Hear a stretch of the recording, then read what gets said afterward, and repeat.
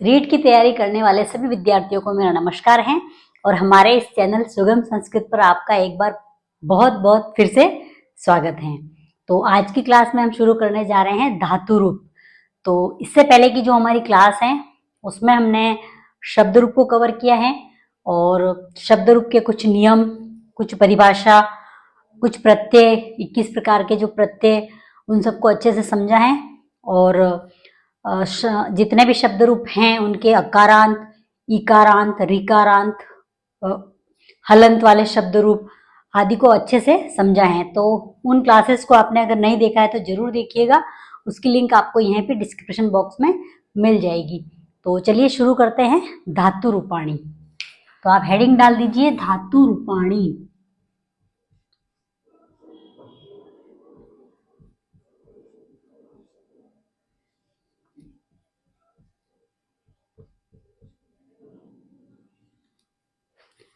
धातु रूपाणी, तो देखिए धातु रूप में इसको स्टार्ट करने से पहले कुछ बेसिक इसके भी नियम हैं, कुछ सामान्य जानकारी में हैं, उसके अलावा कुछ परिभाषा हैं, इसमें भी कुछ प्रत्यय लगते हैं, इसके भी कुछ टाइप्स हैं, तो उसको हम समझेंगे। तो चलिए शुरू करते हैं। सबसे पहले हम परिभाषा से इसको शुरू करेंगे। तो लिखिए परिभाषा।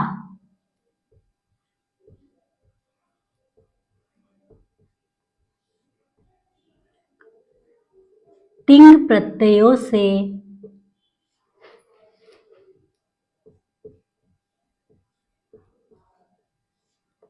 बने पद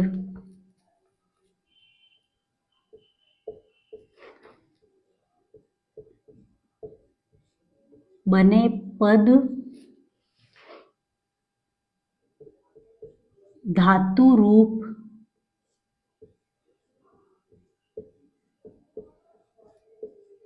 कहलाते हैं। तिंग प्रत्ययों से बने पद धातु रूप कहलाते हैं। अब ये जो तिंग प्रत्यय क्या है, कहां से ये आए हैं, उसको हम समझेंगे। तो लिखिए तिगंत पद में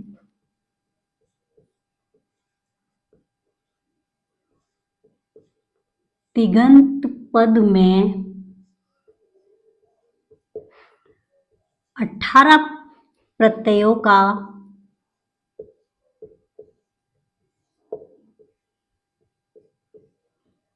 समावेश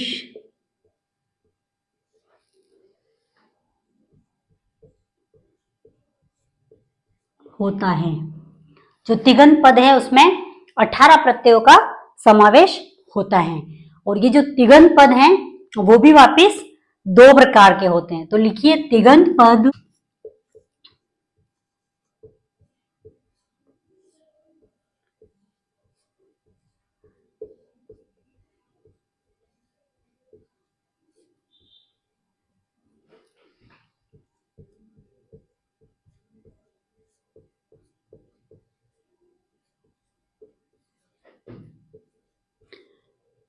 नंबर 1 है परस्मयी पद, दूसरा है आत्मनेय पद।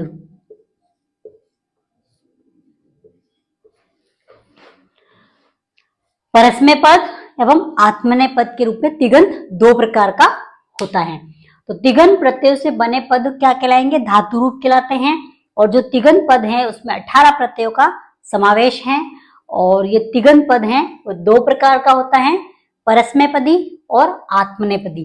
तो ये जो प्रत्यय हैं, परस्मय पदी में कौन से प्रत्यय आएंगे, आत्मनेय पदी में कौन से प्रत्यय आएंगे, इसको हम आगे समझेंगे। तो लिखिए सबसे पहले नंबर 1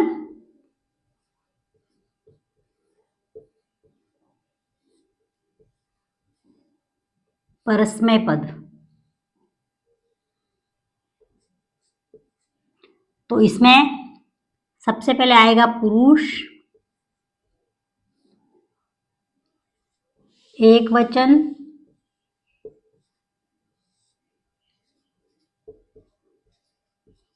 द्विवचन,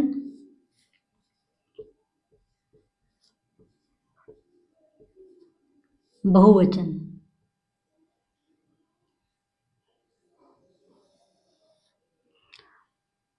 प्रथम, मध्यम, उत्तम। संस्कृत में जो धातु रूप है उसमें 3 पुरुष होते हैं, प्रथम, मध्यम, उत्तम। अब ये प्रथम पुरुष क्या है, मध्यम क्या है, उत्तम क्या है, ये हम आगे बिल्कुल अच्छे से समझेंगे। और वचन तो बिल्कुल 3 वचन होते ही हैं, संस्कृत में हम शुरू से पढ़ते आए हैं शब्द रूप में, और शुरू से बताया गया कि संस्कृत में 3 वचन होते हैं। तो 3 वचन और शब्द रूप में विभक्ति 7 होती है, इसमें 3 पुरुष होते हैं। तो देखिए, तिप तस थी, तिप तस झी, जिसको हम अंति भी बोल सकते हैं, सिप थस थ, मिप वस, विप मस, मस, मिप मस वस। तिप तस जी, सिप थस थ, मिप वस मस। तो ये तो हो गई किसकी, परस्मैपदी। दूसरे नंबर पे आती है आत्मनेपदी।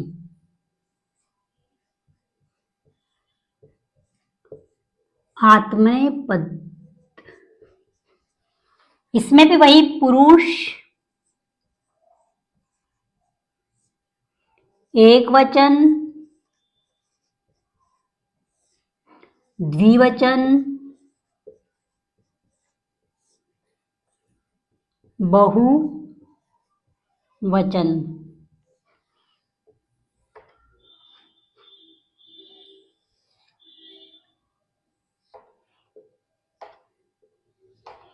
पुरुष में वही प्रथम,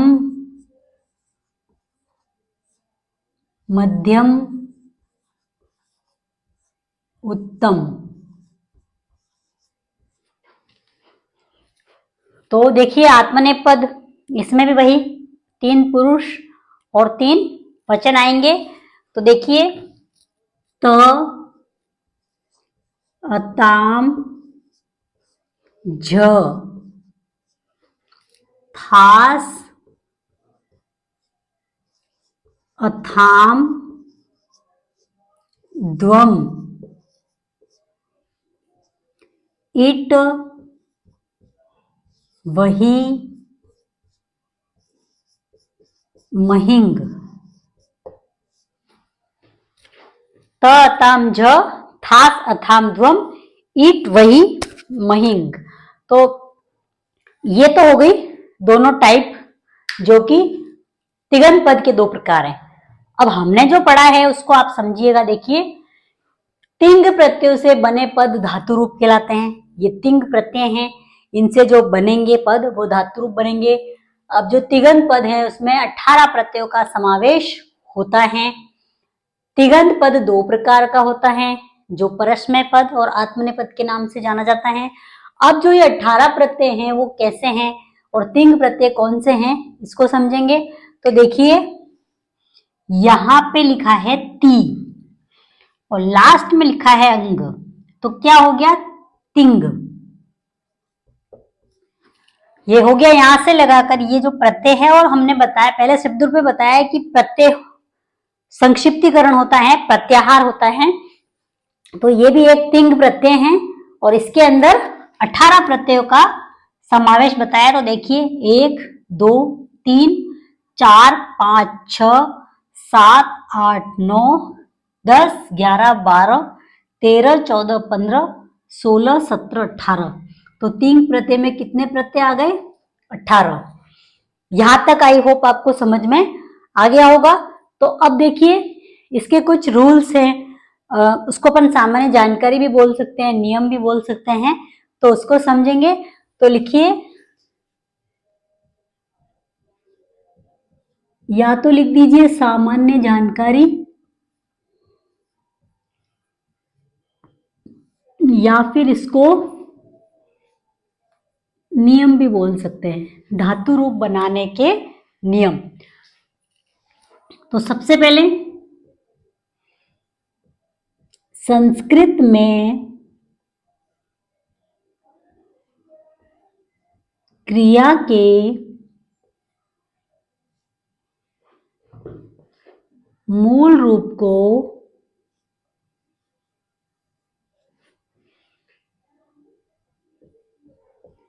धातु कहा जाता है।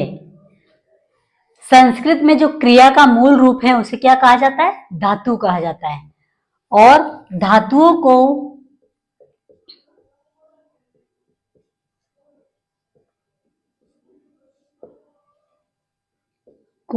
मुख्य रूप से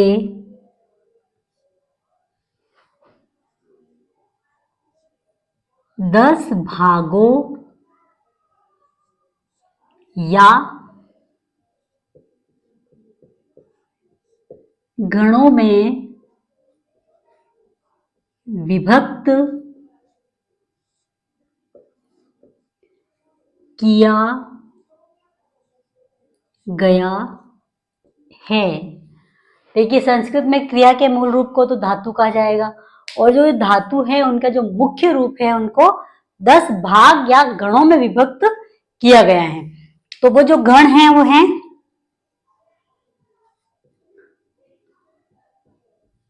अदादि गण,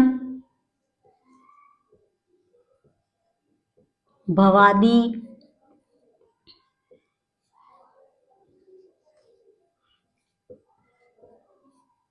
अदादिगण, भवादिगण, जुहादि,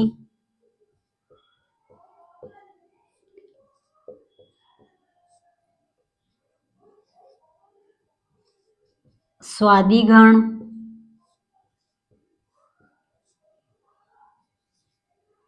दिवादिगण,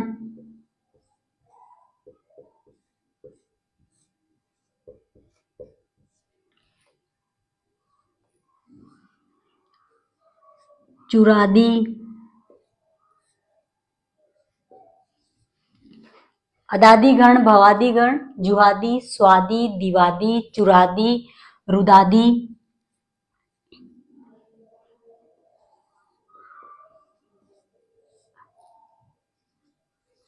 क्रियादिगण,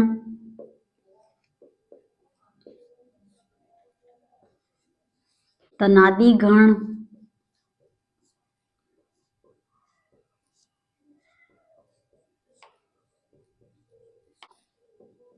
तुदादिगण,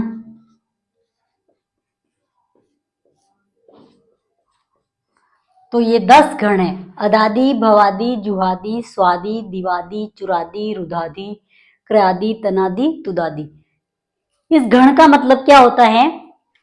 इससे बनने वाले धातु रूप, जैसे अ से बनने वाली धातुएं, भ से बनने वाली धातुएं कौन सी है? ज से बनने वाली, स्व से बनने वाली, द से बनने वाली, चुर आदि, रुद आदि, क्रय आदि, तन आदि। मतलब इस गण का मतलब ये होता है कि इन वर्डिंग से बनने वाली कुछ धातु रूप।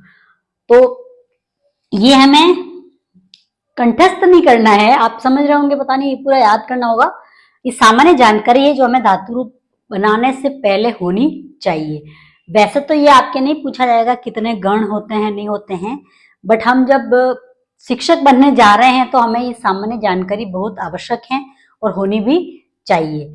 अब नेक्स्ट पॉइंट है लकार।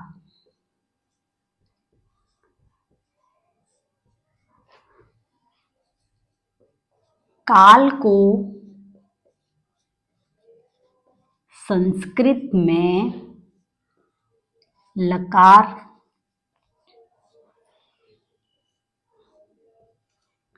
कहा जाता है। काल को संस्कृत में लकार कहा जाता है, और संस्कृत भाषा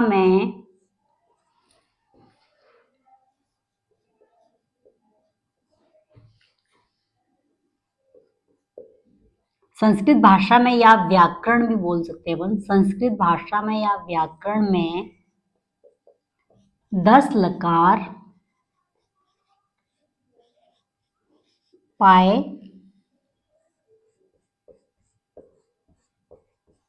जाते हैं। संस्कृत भाषा में या व्याकरण में 10 लकार पाए जाते हैं। तो देखिए, सबसे पहले तिंग प्रत्यय से बने पद धातु रूप कहलाते हैं। तिगंत पद में 18 प्रत्ययों का समावेश होता है। तिगंत पद दो प्रकार का होता है, परस्मय पद, आत्मनेय पद। परस्मय पद में ये 9 प्रकार की प्रत्यय आते हैं, जो तिप तस झी, सिप थस थ, मिप बस मस। इसके अलावा आत्मनेपदी में ये 9 आएंगे, त अताम झ, थास अथाम ध्वम, इट वई महिंग। तो ये जो महिंग से तिप से लेकर महिंग तक तिप प्रत्यय बनता है, तिंग प्रत्यय बनता है, जिसमें 18 प्रकार के प्रत्यय आते हैं। अब कुछ जो सामान्य जानकारी है, जैसे संस्कृत में क्रिया के मूल रूप को धातु कहा जाता है और धातु को मुख्य रूप से 10 भागों या गणों में बांटा गया है। 10 गण कौन कौन से हैं? अदादि गण, भवादि गण, जुहादि गण, स्वादि गण, दिवादि गण, चुरादि गण, रुदादि गण, क्रयादि गण, तनादि, तुदादि। तो ये 10 गण हैं। और जो लकार है, काल को संस्कृत में लकार कहा जाता है और जो संस्कृत भाषा या व्याकरण में 10 लकार पाए जाते हैं। नंबर 1 है लट लकार,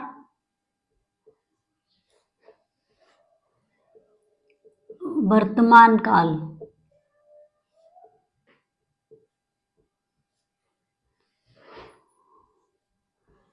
लोट लकार,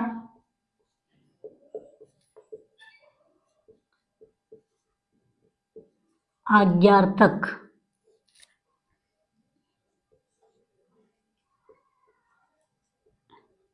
लंग लकार,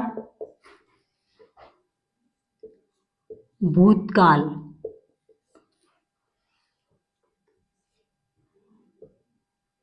लृट लकार, भविष्यकाल।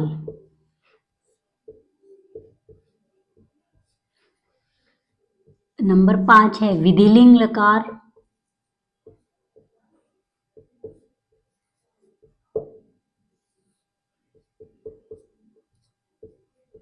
चाहिए के अर्थ में या निवेदन करना।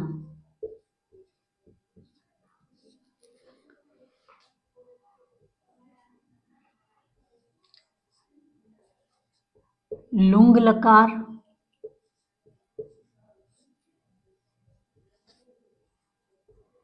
लेट लकार,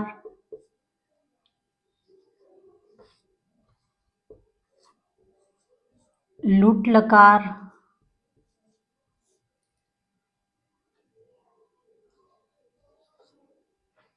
लुट लकार, लेट लकार, लिट लकार,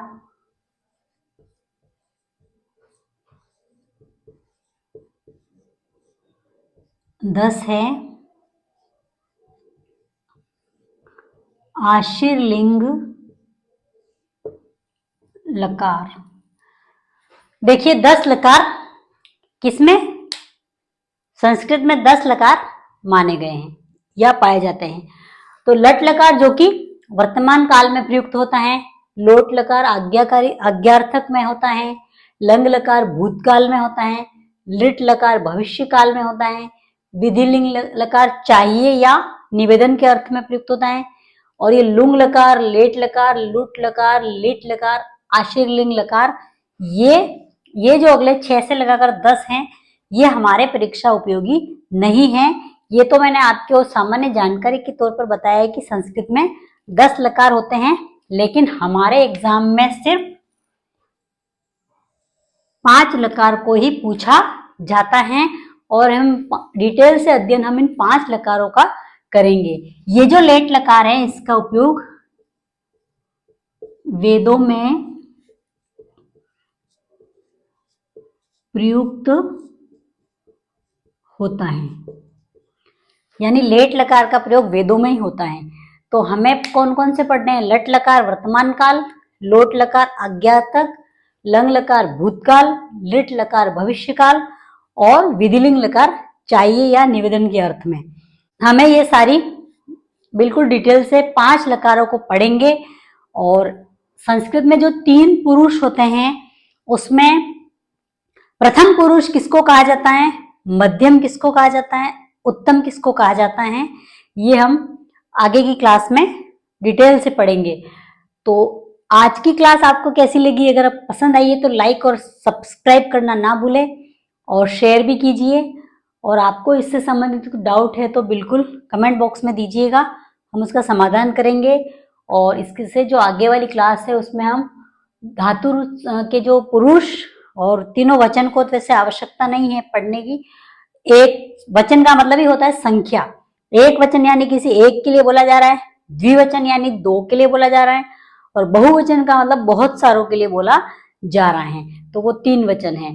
तो हम आगे जो इस क्लास है उसमें पुरुष, जो तीनों पुरुष प्रथम मध्यम उत्तम, वो कैसे कैसे उपयोग में आते हैं, उसका क्या मतलब होता है, इसको कवर करेंगे।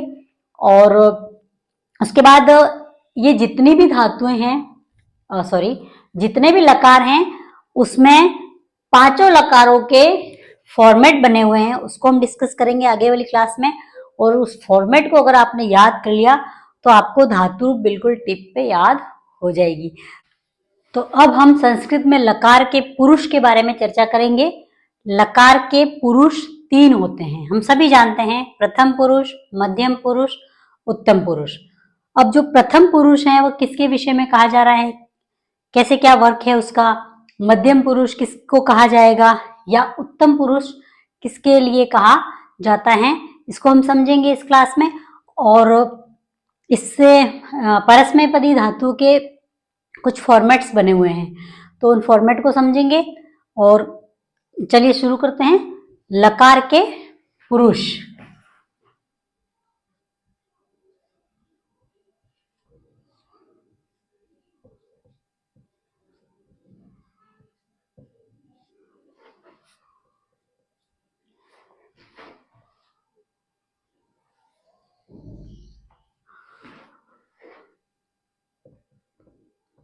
प्रथम पुरुष,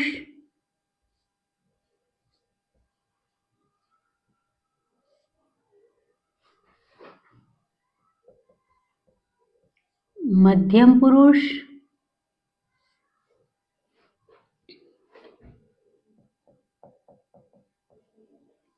उत्तम पुरुष।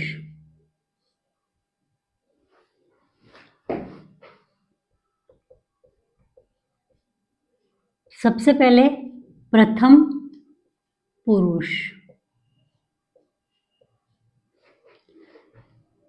जिसके विषय में कहा जाता है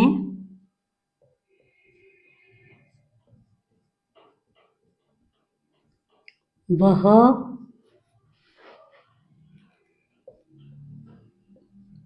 प्रथम पुरुष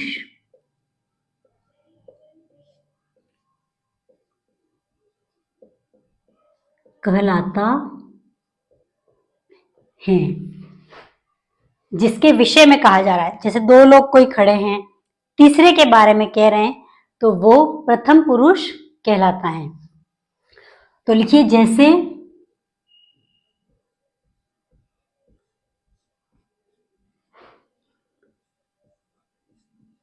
सह पठती, वह पढ़ता है। तो प्रथम पुरुष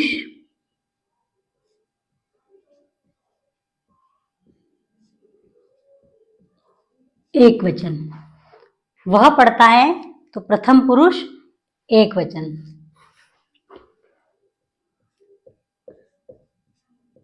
तौ पठतः, वे दोनों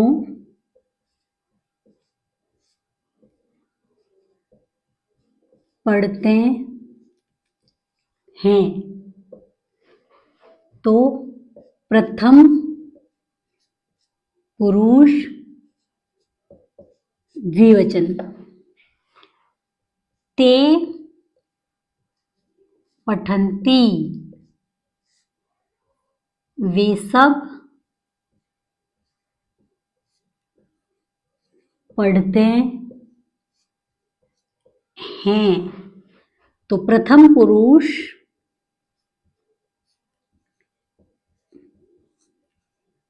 बहुवचन। पठति पठतः पठन्ति, तो वह पढ़ता है, वे दोनों पढ़ते हैं, वे सब पढ़ते हैं। तो देखो किसी के विषय में कहा जा रहा है कि वह पढ़ता है, तो वहां किसी के विषय में कहा जा रहा है तो वो प्रथम पुरुष कहलाएगा। नेक्स्ट है मध्यम पुरुष। मध्यम पुरुष, मध्यम पुरुष जिसके सामने कहा जाता है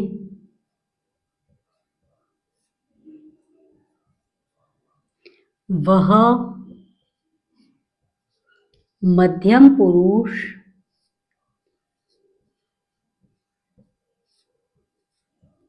कहलाता है। जिसके सामने कहा जाता है वह मध्यम पुरुष कहलाता है। जैसे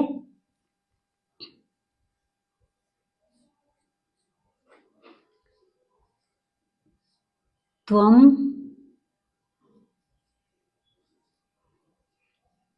पठसी, तो तुम पढ़ते हो।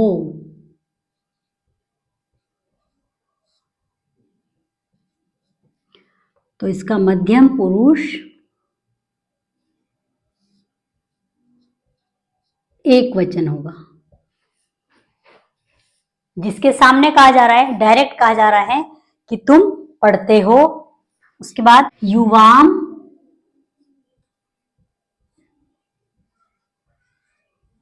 पठथः,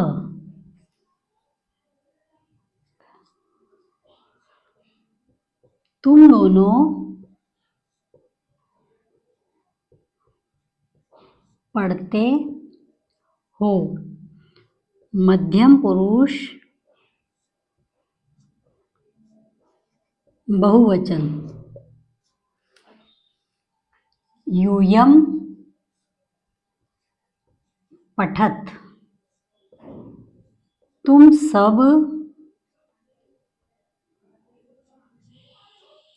सब पढ़ते हो। तो मध्यम पुरुष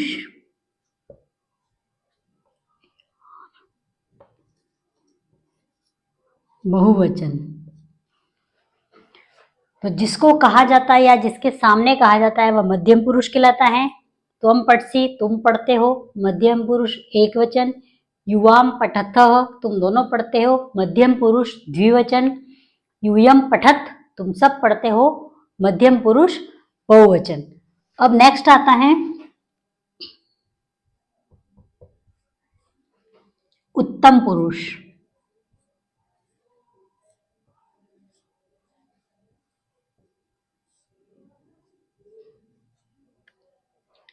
अगला है उत्तम पुरुष। तो जो कहने वाला होता है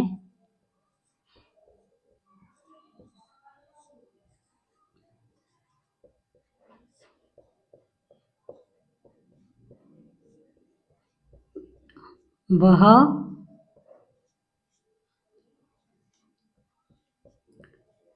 उत्तम पुरुष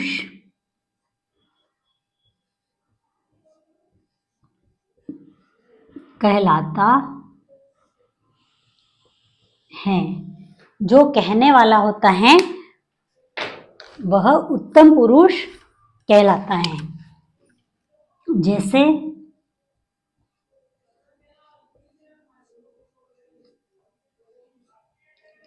अहम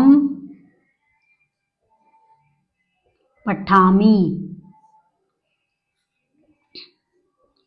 मैं पढ़ता हूँ। उत्तम पुरुष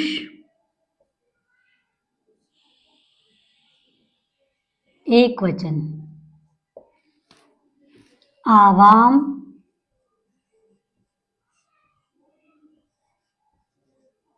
पठावह, हम दोनों पढ़ते हैं। तो उत्तम पुरुष द्विवचन। वयम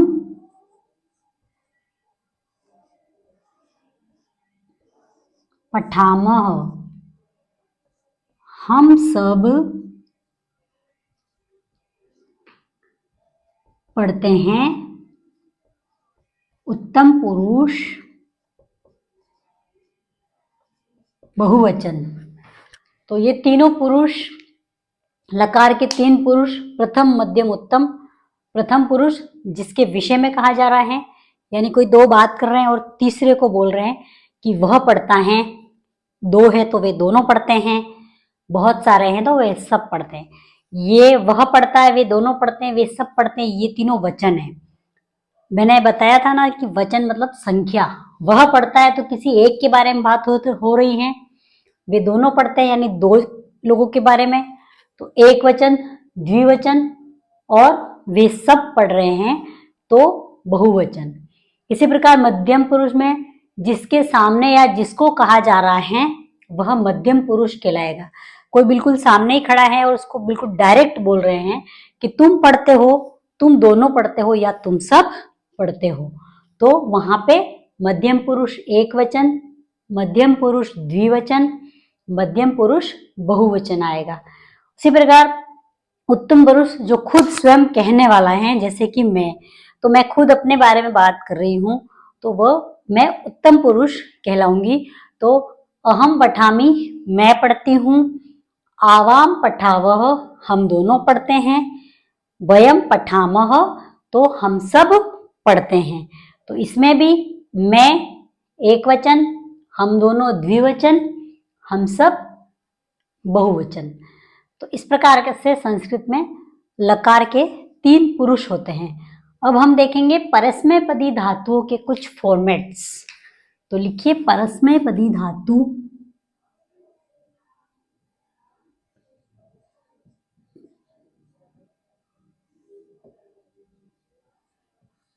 पदी धातु का फॉर्मेट।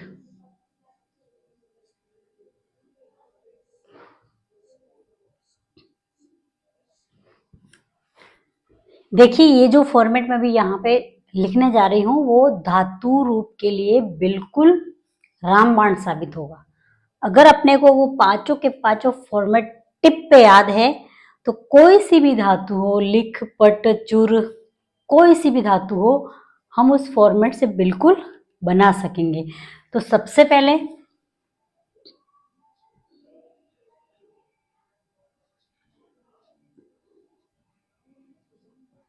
लट लकार, वर्तमान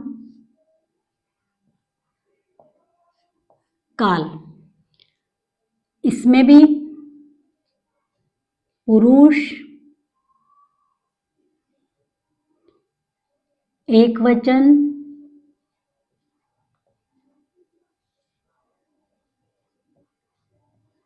द्विवचन, बहुवचन।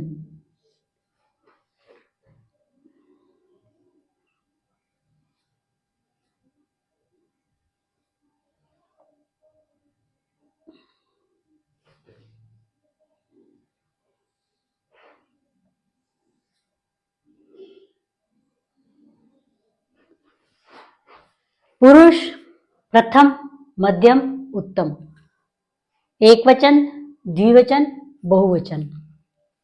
अब देखिए यहां पे प्रथम पुरुष, मध्यम पुरुष, उत्तम पुरुष, ती, त, अंती, ती, तह, अंती, सॉरी, सी, थह, थ, आमी, आवह, आमह। तो देखिए ये बिल्कुल लट लकार वर्तमान काल के लिए फॉर्मेट है। ती, तह, अंति, सी, थह, थ, आमी, आव, आम। तो देखिए अगर इस पे अपन धातु लगाते हैं तो पठती, पठत, पठंती, पठसी, पठथ, पठत, पठामी, पठाव, पठामह। इसी प्रकार दूसरे नंबर पे है लंग लकार,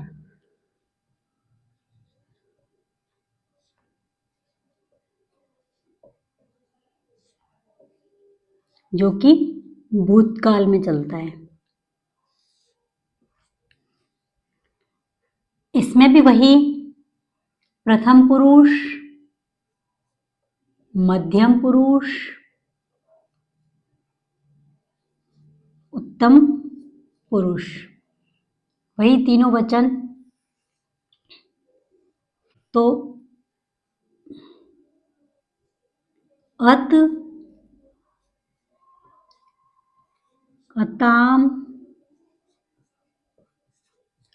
अन, अ, अतम, अथ, आनी, आव, आम, अह। इसमें देखिए अत, अतम, अन, अह, अतम, अथ, आनी, आव, आम।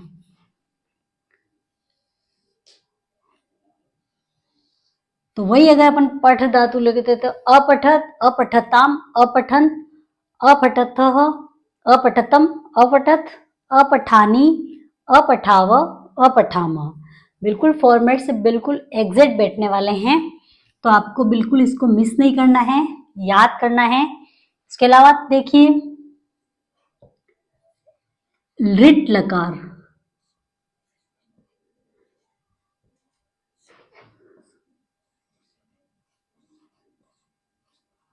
भविष्य काल, इसमें वही प्रथम पुरुष, मध्यम पुरुष, उत्तम पुरुष। तो देखिए श्यति, श्यतः, श्यन्ति, श्यसि, श्यथः, श्यत्, श्यामी, श्यावः, श्यामः।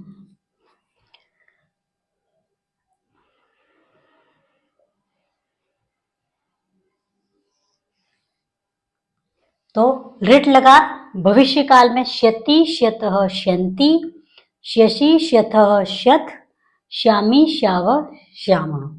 तो देखिए पठिष्यति, पठिष्यतः, पठिष्यन्ति, पठिष्यसि, पठिष्यथः, पठिष्यत्, पठिष्यामि, पठिष्याव, पठिष्यामः। बिल्कुल एग्जैक्ट बैठ रहा है। नेक्स्ट है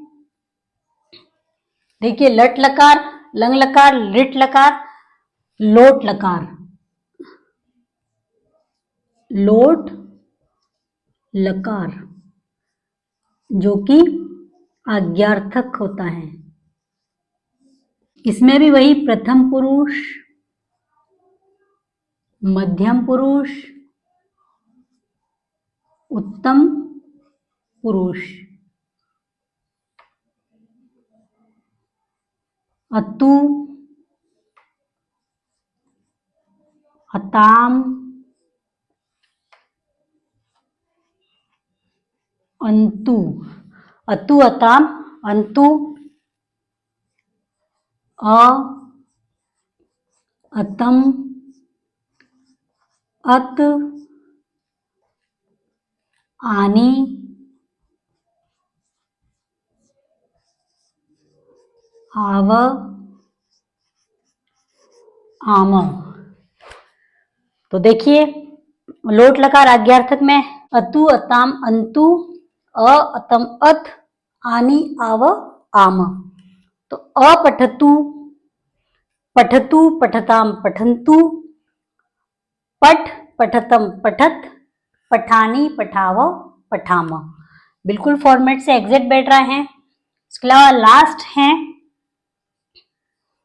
विधिलिंग।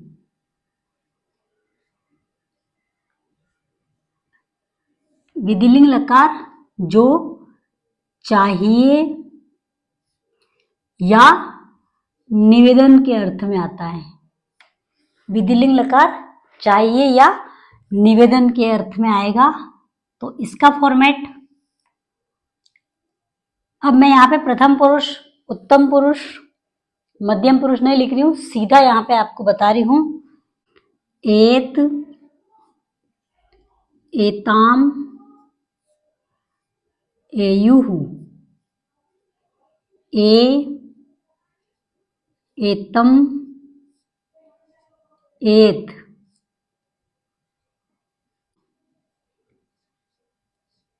एयम, एव, एम। तो ये देखिए विधिलिंग लकार में एत, एताम, एयुः, ए, एतम, एत, एयम, एव, एम। तो इसको बनाओ पठेत, पठेताम, पठेयुः, पठे, पठेतम, पठेत, पठेयम, पठेव, पठेम। तो बिल्कुल ये फॉर्मेट एग्जैक्ट बैठते हैं। जितनी भी धातु ले, देखो भू धातु ले लें अपन, तो देखिए भवती, भवतः, भवन्ति, भवसि, भवथः, भवत, भवामि, भवावः, भवामः। लंग लकार में लेंगे तो अभवत, अभवताम, अभवन, अभवः, अभवतम, अभवत, अभवानी, भवामी, सॉरी अभवानी, अभवाव, अभवाम। लेट में लेंगे तो भविष्यति, भविष्यतः, भविष्यन्ति, भविष्यसि, भविष्यतः, भविष्यत, भविष्यामि, भविष्यावः, भविष्याम। लोट लकार में लेंगे तो भवतु, भवताम, भवन्तु, भव, भवतम, भवत, भवानी, भवाव, भवाम। अगर विधिलिंग में लेंगे तो भवेत, भवेताम, भवेयुः, भवे, भवेतम, भवेत, भवेयम, भवेव, भवेम। तो ये फॉर्मेट बिल्कुल धातु रूप के लिए एग्जैक्ट बैठ रहा है। अब कुछ धातु हम लेके इसको समझेंगे। तो आज की क्लास बस यहीं तक। आपको ये क्लास कैसी लगी लाइक और सब्सक्राइब कीजिए अगर पसंद आई है। और इससे आगे वाली क्लास में हम परस्मैपदी धातुओं के इस फॉर्मेट को साथ लेते हुए कुछ धातु के रूप बनाएंगे और समझेंगे कि कैसे बिल्कुल एग्जैक्ट बैठती हैं। आप भी प्रैक्टिस कीजिएगा और आपको ये फॉर्मेट के बारे में कैसा लगा हमें जरूर कमेंट बॉक्स में बताइएगा। और इससे आगे की क्लास जरूर देखिएगा। इसी आशा के साथ धन्यवाद।